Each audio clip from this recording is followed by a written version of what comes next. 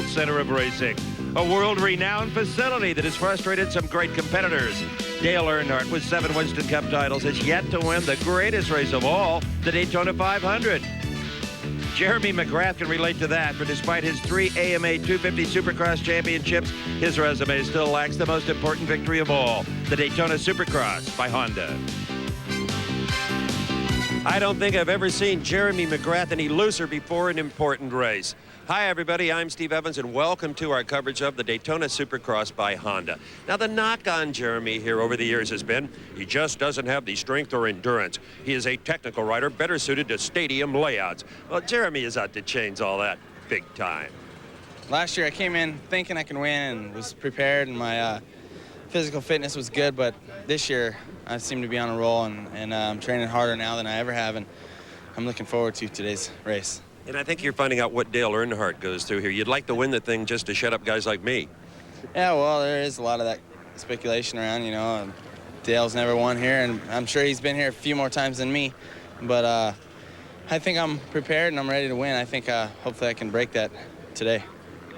Here is some more pressure for Jeremy McGrath on this freezing day in Daytona. If he wins here this afternoon, it will be his 7th consecutive victory, something no Supercross rider has ever done before. You know, I think back less than 25 years, motocross were secondhand bikes in the back of a Datsun pickup or behind Pop's work van on an open rail trailer. Well, now it's come a long, long way. Just ask Ralph Sheheen.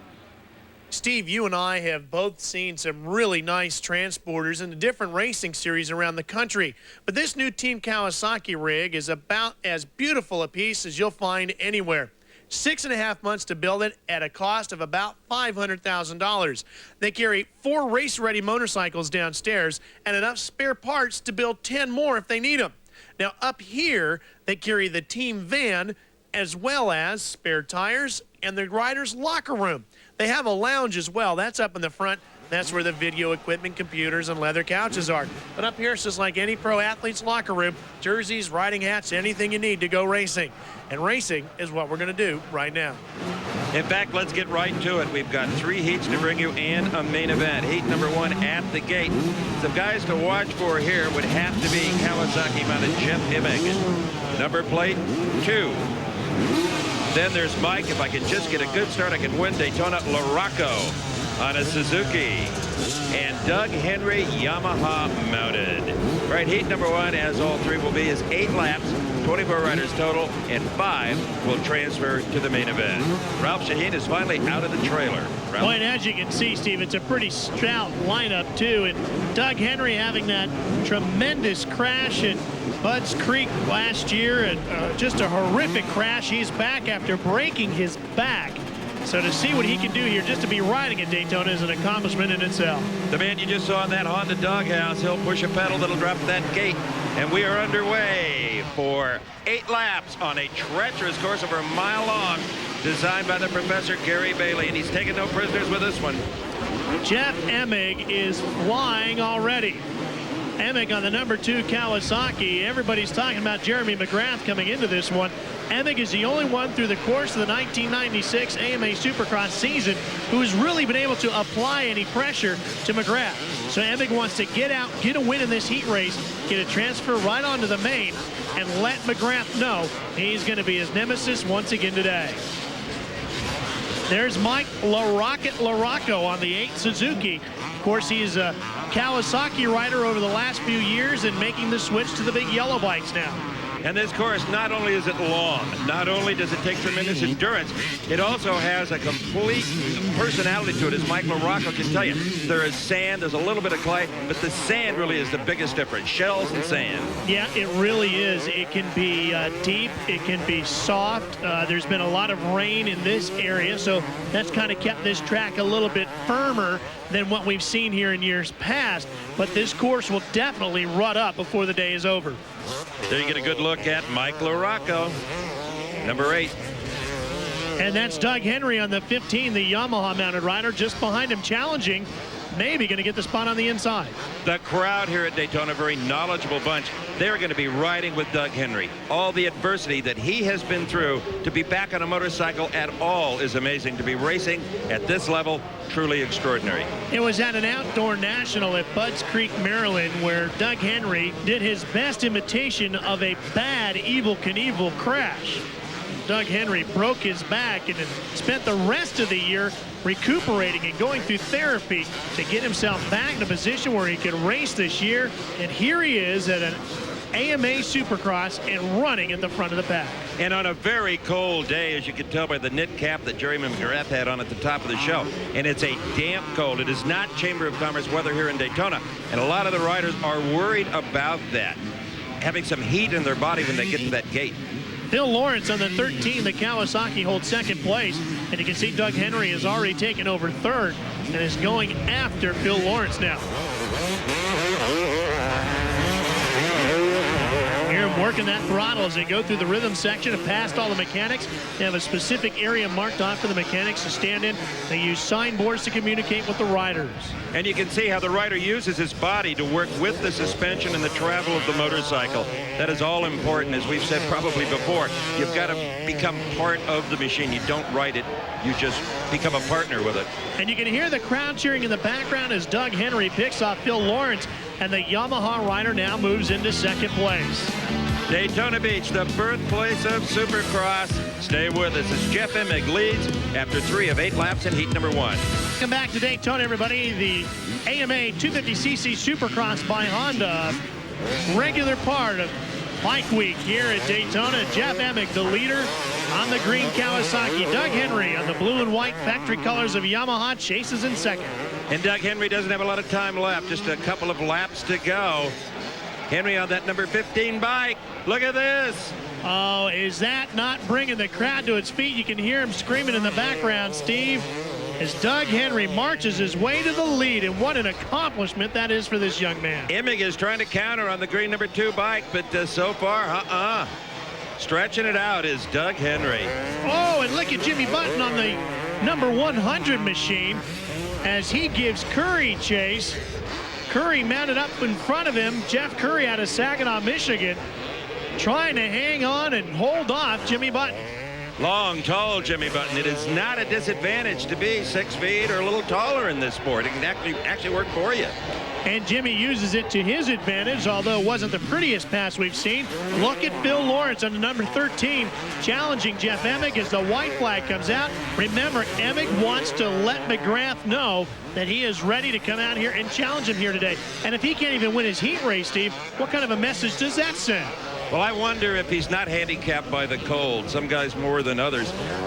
But how you finish here is going to determine where you start in the gate in the main event. So you want to really get up there. But look at Doug Henry. He's up there. He's out in front. Then Phil Lawrence, then Jeff Emig. You're right about the gate position. Everybody says here at Daytona, the left-hand turn at the start after you come out of that whole shot is so tough, so tricky, that you've really got to choose your starting position right.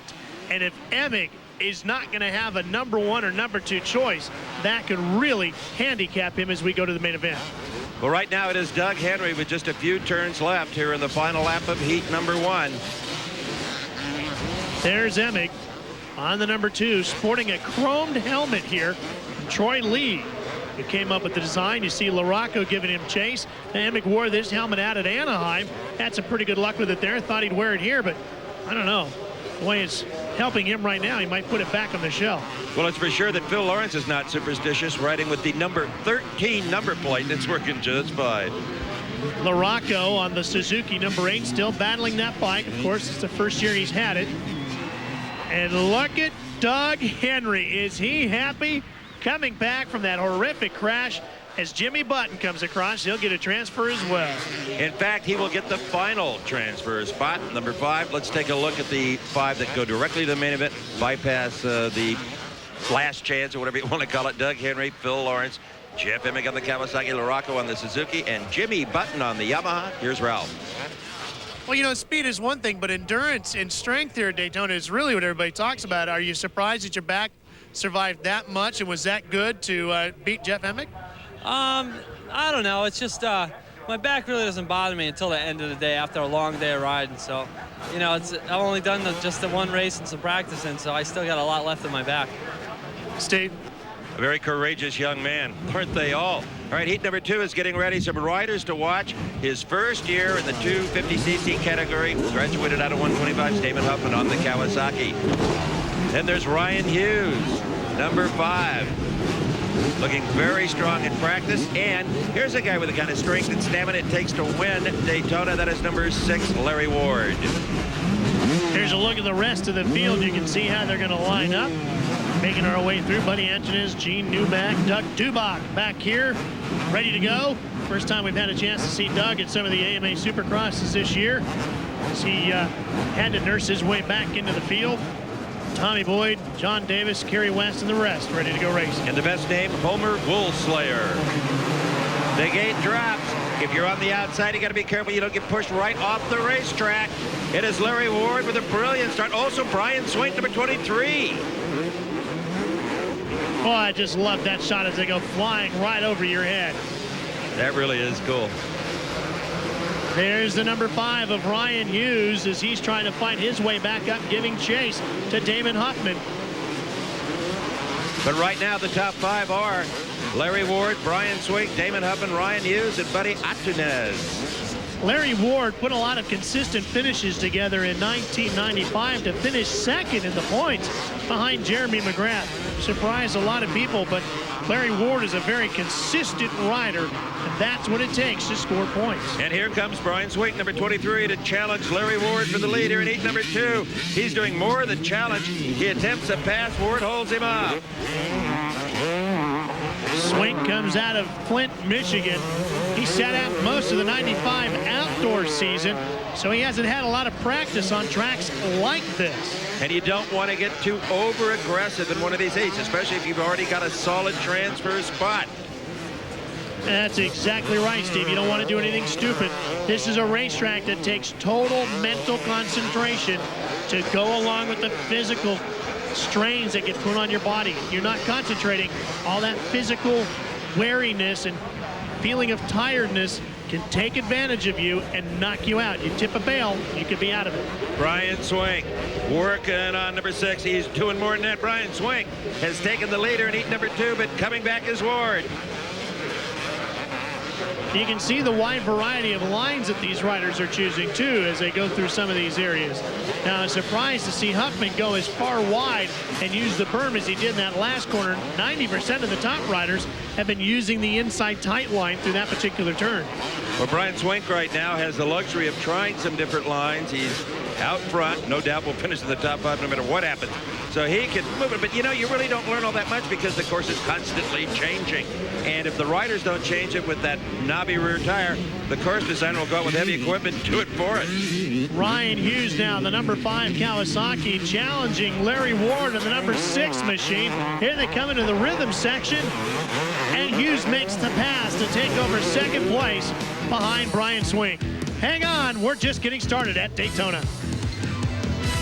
To the Supercross by Honda, Daytona Beach, Florida. When we left you, number 23, Brian Swink was leading. Well, things have changed. He has dropped clear back to 3rd as number 10, Damon Huffman, number 5, Ryan Hughes have passed him up. New leader, Ryan Hughes. Here's how it happened. Remember how we talked about mental mistakes biting you in this race and costing you a lot? Watch Brian Swink on the number 23, sailing along smoothly, and then all of a sudden, brain fade. Down he goes as he loses the front end. You see one green bike go by. That's Ryan Hughes, and right behind him was Damon Huffman. And the 2 former 125 riders take over the top slot here and are leading now in front of Brian Swink, who's got a lot of work out in front of him if he wants to retake the lead with the white flag out. The white flag is out. That means there's just about a mile to go. And right now, young Mr. Swink has got to be just sick to himself. And I think you're absolutely right. It was a mental lapse. He was cruising along there saying, God, am I cool or what? All these people, I'm leading this heat. This is great. Boom. There you see Doug Dubach giving chase to Larry Brooks. That's the battle for the final transfer. And look at Ryan Hughes and Damon Huffman. Huffman had him, Steve, but he couldn't get out of the turn quick enough. He absolutely did. And here comes our leaders. Remember, this is the last lap. Ryan Hughes and Damon Huffman. Damon Huffman, I think right now thinking, you know, I saw what happened to Swink. Maybe I won't do anything real stupid here. I got a chance to miss the last chance qualifier and save some wear and tear on my body and my bike. Damon Huffman, of course, winning the Western 125 Supercross crown, and Ryan Hughes finished second to him. It was Huffman's second 125 Supercross crown to go on his mantle. All right, here's the final turn. The flag is in your face and theirs. Number 5, Ryan Hughes wins heat number 2. Number 10, Damon Huffman right on his rear end. And Larry Brooks will appear to finish in the final transfer position. Number 36, Larry Brooks. So unfortunately for Doug Dubach, he will not get the straight transfer to the main event. These 5 riders will, however, and Brian Swink, one of the lucky ones to get in there. Here's Steve. You fell off the motorcycle and still got a darn good finish. Yeah, you know, I got a good start and I got out front right away, and you know, I should have won that race if I didn't fall, because I think I could have kept them guys behind me pretty easily. But then after I fell, I just got up and got in third. I started catching them, and then I figured I'd save my energy for the main and just slow down a little bit. Ralph? Here's the one everybody's waiting to see, Jeremy McGrath. 3 AMA Supercross crowns, but not Daytona.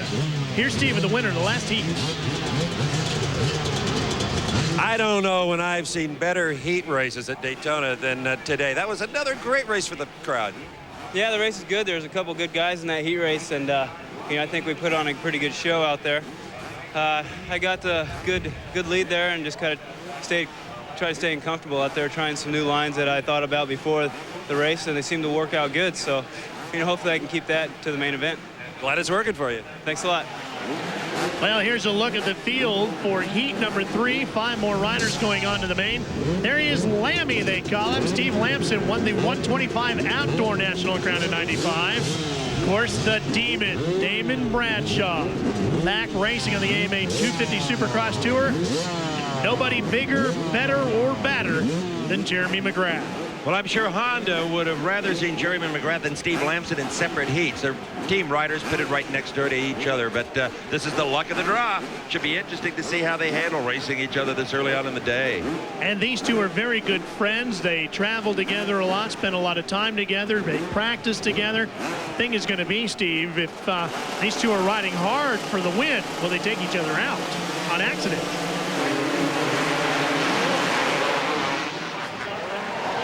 Jeremy McGrath, the number 1 plate, the bright red Honda.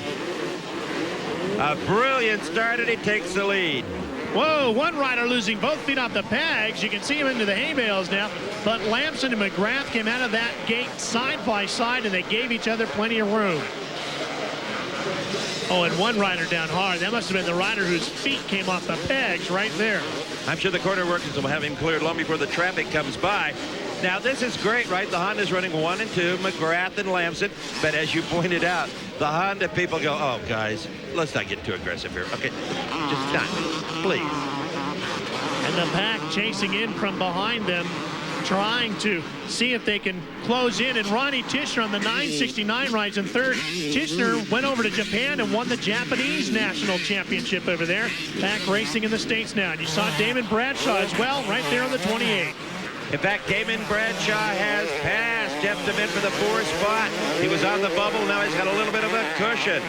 What a career that Demon has had. In 1992, he won 9 Supercrosses, but he lost a points race by 3 to Jeff Stanton. In 94, he didn't even race at all. He just took the season off. And then he comes back last year in 1995, once the outdoor season began, out of retirement. He finished 12th, but he has steadily improved, and he's back in Supercross for the first time here this year. Look at this. Teammates side by side. Lamson. Total aggression, goes after McGrath and has the crowd here at Daytona just screaming. That's the last thing they expected. That's the last thing McGrath expected as well. The only one he figured that was going to happen was Lamson. And it appeared, I mean, McGrath almost looked a little bit rattled the first couple of turns after number 4 Lamson went by. That's my pal, that's my roommate. What are you doing to me here?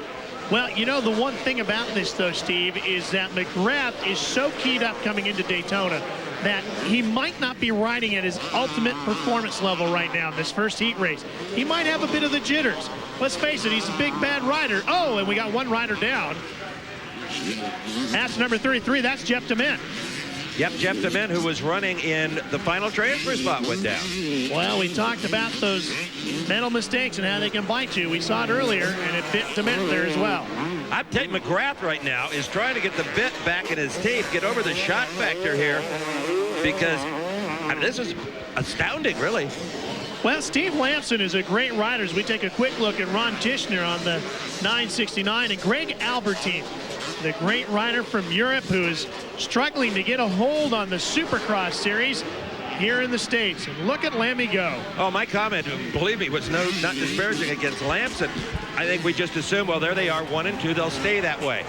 Nobody bothered to give Steve Lamson the playbook.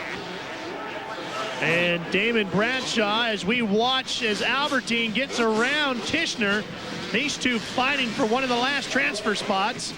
There's Bradshaw coming across. Albertine gets away from Tishner, and he will pick up a transfer. Just an outstanding heat race and a real shocker with Jeremy McGrath finishing second to his teammate and good friend Steve Lamson. Damon Bradshaw, certainly no surprise there. Albertine had a nice ride, as did Tishner. Here's Ralph with the winner. Well, that's a nice win for you. Tell me about how the battle went. It was pretty good. Me and Jeremy went 1-2 out of the gate. He was winning, and I just rode strong. I felt good in practice, and got a few points where I was a little bit faster than Jeremy, so I stuck it in there and got by him. Steve? Well, Ralph, Jeremy's van is parked closest to the racetrack, and he wasted no time in finding its warmth. You told me at the top of the show the start was important. You nailed it.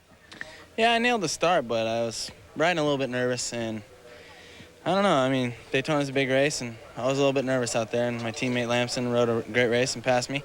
I learned a lot when he passed me, so I think I'll be well prepared for the main event. I think Lammy's learning from him too, Ralph. But let's see which one of them can pull off the main event win, the Daytona Supercross by Honda. Coming back. Dominated this event for the last 7 years that are now coaching. Steve's with one of them. There are more Daytona winners on the sidelines watching and coaching than there are in the race with Kudrowski and you and Hannah. What are the pressures you feel? You were a little nervous watching McGrath and Lamson there. Well, it's more fun for me now. I'm on the other side of the table. There was all the pressure that I felt that those guys were feeling while they're out there. I'm fortunate to have this position. I enjoy it. I love working with the two guys we have. You know, Jeremy and Steve are great guys to work with, and it's been great. An unusually cold Daytona. It's affecting some of these riders. What are you telling your guys? Well, I'm telling my guys they need to be warmed up a little bit. Maybe go out and go for a little run, you know, even 5 or 10 minutes. Get that blood circulating so they're ready when they're sitting on that start line instead of being their cold muscles. Their muscles are cold. You know, they're going to be cold. Their reaction time's going to be cold. So go out and get warmed up a little bit. Right now, just relax. The heat race is over, and then be ready for that main event, 20 laps. Thanks a lot, Ralph. I'm going to go run and get warmed up a little bit. Well, Steve, one guy who is a 3-time winner here is Mike Kudrowski. Now, what is the key to a good start at Daytona? I think it, depends on how you pick your gate. You know, some are deeper than others where you're going to line up, and some of them come out at an angle. So you definitely want to win your heat race or have a top 3 finish in the heat, because there is 3 heat races into the main. So you want to have a good starting position for the main event. And Daytona, if you're going fast, you're going to be able to blow by anybody. So, you want to be up on the start, at least top 10 if you're really smoking that day, but, top 3 if you're, going good.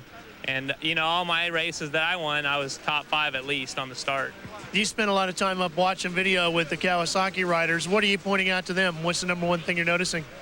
Just, to keep their speed up, entering the whoops, hitting the jumps, making sure they're doubling everything or tripling everything every lap, and, just trying to keep their speed up through all the obstacles. Steve, somebody in the field here today will become a first-time winner of the Daytona Supercross by Honda. And that crowd is asking, will it be Jeremy McGrath? To Daytona, the biggest Supercross of the year is at the gate.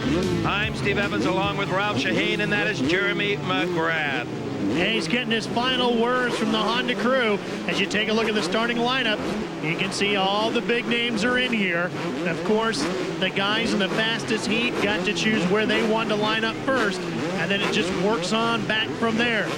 So, Lamson getting first choice since he was the winner of the fastest heat of the day. Jeremy McGrath last year was knocked down at the start, got up and finished 7th from dead last. He does not intend to have that happen again. But the best position on the gate has gone to his teammate Steve Lamson, number 4.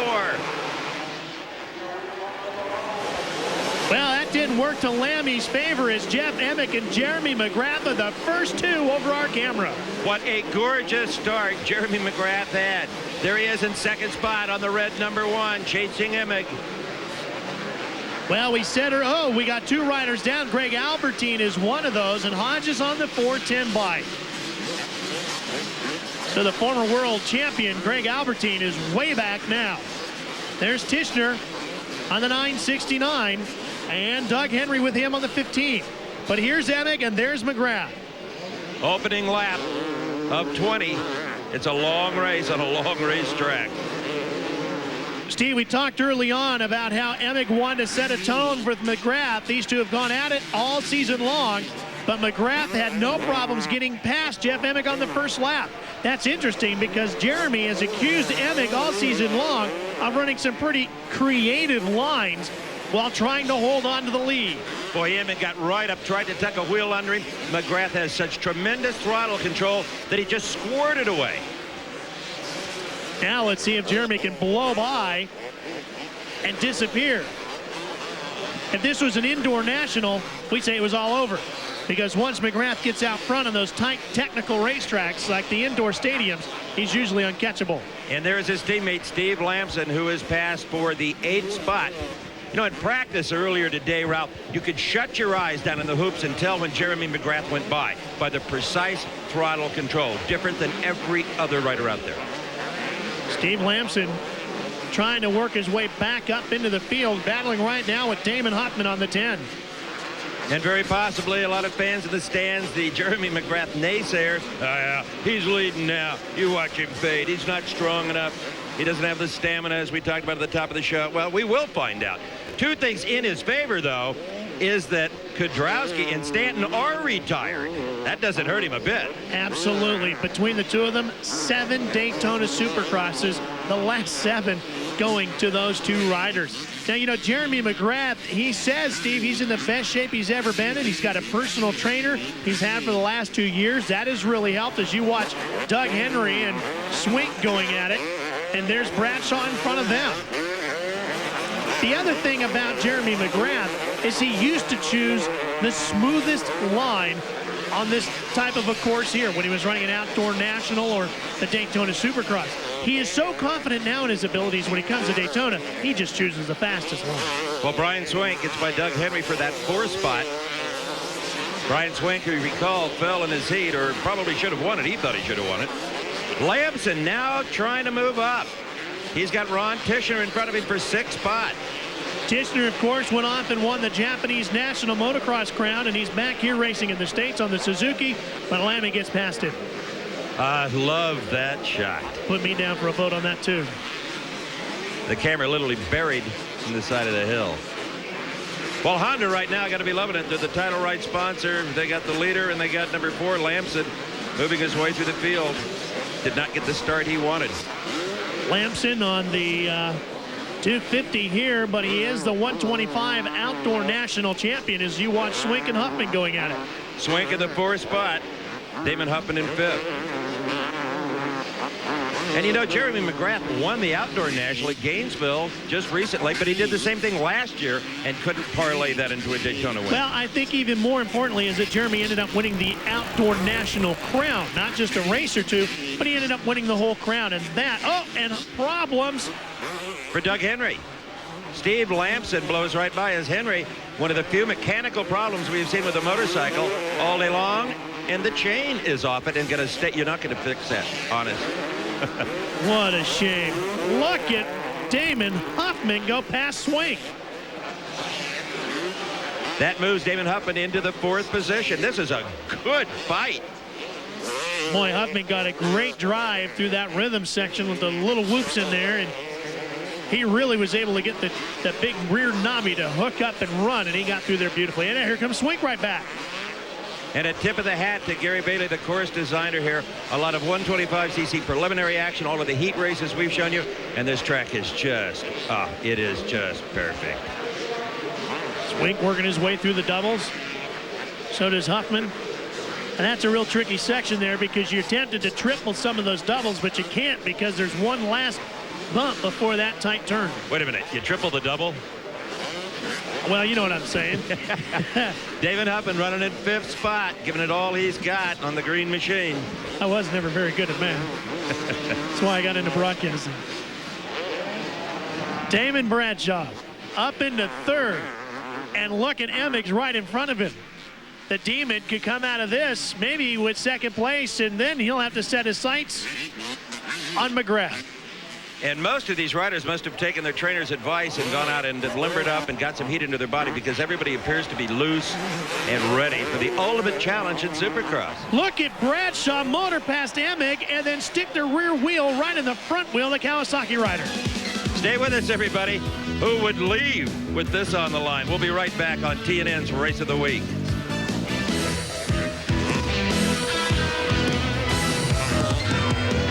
Daytona, everybody. The 250 Supercross by Honda is underway, and that's Brian Swink and Ryan Hughes fighting for 5th. And Hughes makes the pass and takes over 5th position. Swink comes down inside underneath. That didn't work. The shortest way is the tightest way, but you also scrub up a lot of speed, as Swink just did. Working their way around. These are Hughes, the winner of his heat race, and of course Swink had his locked up and then lost the front wheel. Well, Swink occasionally throws in a little flat track style riding. Do you notice that? Using the throttle to get the rear end of that motorcycle swung out and then straightening it up. Working their way around Jeff Hetton right now on the 85, one of the slower riders. And into the rhythm section here. And there's some real big gaps and valleys in this rhythm section this year. You know, Ralph, at the top of the show, you were talking about those big fancy transporters. Guess who doesn't have one? The crew of Jeremy McGrath. His Honda team and Lamson's in the box vans that have been around for a couple of decades. I talked to his guys. They say, hey, if you can't be competitive with what we've got in here, you don't belong here. The big trucks are for show, but we do have one coming. Yeah. Oh, and look who's down. Ryan Hughes, who is right up in the thick of this in 5th place, dumps the Kawasaki. And even though Jeremy McGrath, so far anyway, is running away with this thing, let's not forget that this season has a long ways to go, and points are very important, and no one knows more than that than number 10, Damon Huffman, currently in 2nd. He'd like to just defend that turf right now. If Jeremy McGrath can hang on, this will be his 7th AMA 250 Supercross win, and it will make him the guy with the record for the most Supercross wins in a row, unseating Bob Hanna and Rick Johnson, who he is currently tied with right now for 6th. But soon, and David Bradshaw knows this, Mr. McGrath is going to be in a whole lot of traffic. As quickly as he's going, he's going to catch the back of the pack, and anything can happen there. Damon Huffman in front of Bradshaw at this point. One of the old veterans of the wars is Damon Bradshaw out of Mooresville, North Carolina, just north of Charlotte. Damon Huffman, one of the young up-and-comers of the deal. And at one time, so many of your riders, going back to the Brock Glovers, came out of Southern California, which was really the birthplace of motocross in this country. The old Carlsbad Raceway and the CMC organization that helped so many of these riders get to this level. And a lot of those guys took money and trophies out of your promoted events. Yeah, they sure did. Stu Peters and I were kind of the forerunners of Supercross with our night motocross tracks at Lions Drag Strip in Irwindale and up in Sacramento, your hometown. And it was an awful lot of fun seeing some of these guys. Some of them are still around. That's the amazing part. So the action continues here at Daytona. That gives you a good perspective of how the course is laid out. It really winds up and down the full length of pit road, the entire grassy area in the tri-oval, and we got one down. That is Ron Tishner down hard, running in the 11th spot. Had been as high up as 6, trying to get that bike. Motor's still possibly running. Sounds like it is. Nope, he's going to kick-start it and get going again. Albertine and McGrath both get past. And Jeremy, if he's lapping all the way up to Greg Albertine, is having a pretty good day. Now, don't forget Albertine had trouble in the opening stages, but he's also picked up quite a few spaces. Well, remember we said that last year McGrath started dead last after a fall and finished 7th. Well, he led the first lap. How deep could he lap in this field will be interesting to watch. Damon Bradshaw is pacing himself at this point right now when he's battling with Damon Huffman here. The Damon Show. You can see how he's watching the lines of Huffman and trying to pick his way around and looking for the right spot to get him. I think Bradshaw's a little bit quicker. He looks a lot stronger at this point and seems to be able to ride a little bit smoother than does Damon Huffman. And I don't think they're all that concerned where the leader is. His destiny is in his own hands, and they know that. They're fighting for second, and it could be first if something happens to McGrath. You never know. And it's interesting to watch Damon Bradshaw run like this here today because he came out of the box this season so strong at Orlando and the early couple of races, and then he tapered off, and everybody wondered maybe it was just a flash of the old Damon of past. But to see him back here at Daytona now, challenging for a second at least, is great to see. Maybe what we saw at the beginning of the year is really there. And Damon Bradshaw is really pressuring Huffman now, and blew right by him. Just gone. Now let's see if he can pull away and stay there, or if the younger rider, Damon Huffman, was coming off the 125 2 times. He won that championship back-to-back years in 94 and 95. But there is Jeremy McGrath, and right now he is living up to his press clippings, leading Daytona from lap number 1. Can he make it his 7th win in a row? 250 Supercross by Honda.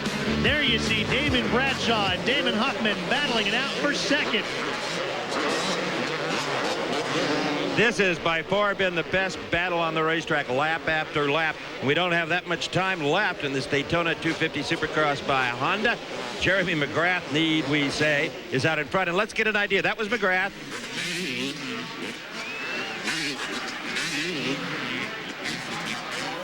And here comes second place. A 10-second interval. Already McGrath has lapped into the top 10. McGrath is just amazing, Steve, and we are witnessing here today a piece of history. One of the greatest motorcycle racers of all time is Jeremy McGrath. There's no disputing that. But by winning here today, Jeremy McGrath will really solidify his place in the Supercross record books and motocross records as well, because to win Daytona is to finalize it. And what we just saw right there is something that Jeremy has been working on. That step-up jump, he learned to wheelie going up onto that jump, and it has really allowed him to pick up a lot of time here at Daytona. And he is on the last lap of this race. And I think the questions about endurance and stamina have long since been answered. Jeremy McGrath has not even broken a sweat. Former motocross star Gary Semix out of the 70s is his personal trainer. Big tip of the visor to him, because he is the one that has put Jeremy through the rigorous training that has gotten him to this place. And McGrath has not been without controversy. He's a bright kid. He's making a lot of money. He's enjoying himself while he can. He says what he thinks, wears what he thinks on his body or in his earlobes. It just doesn't much matter. I personally think that he's just a fine athlete and deserves everything he'll get out of this Daytona victory. Not even a big, spectacular finish, Ralph. He just took it. Well, now he's starting to dance a little bit. Just absolutely wonderful. No knack-knacks needed here at Daytona, just a checkered flag. Here's Steve with Jeremy. The king of Supercross has just added the giant gem to his crown. You pulverized him, Jeremy. Yeah, I got a great start out there. I was in like second or third. Emmett gave me a couple fits there in the beginning, and we had a good race there, and just got by him over here in the start-finish line. I wanted to get out front as fast as I could and put some time in, and that's what I did. You had a little hiccup in the heat race. It seemed to bother you a bit with Lamson. Yeah, I think it actually straightened me out. It would have been good for you. Yeah, I mean, I was a little bit nervous coming into Daytona, and you know, my heat race, we made a couple bike change, you know, to the bike, and got my act together back there in the van while I was thinking about it, and wanted to get a good start, and that's what I did. And now the streak goes to 7, record-breaking. Yeah, it's a new record. I mean, I'm just taking each race as I can, and it's really special to win Daytona. I've been looking for it for a long time, and it's about damn time. Earnhardt, if you're watching, get a motorcycle. Ralph? Jeremy McGrath. The question now becomes, how many Daytona 250 Supercrosses can he win? Stay with us. We're coming back.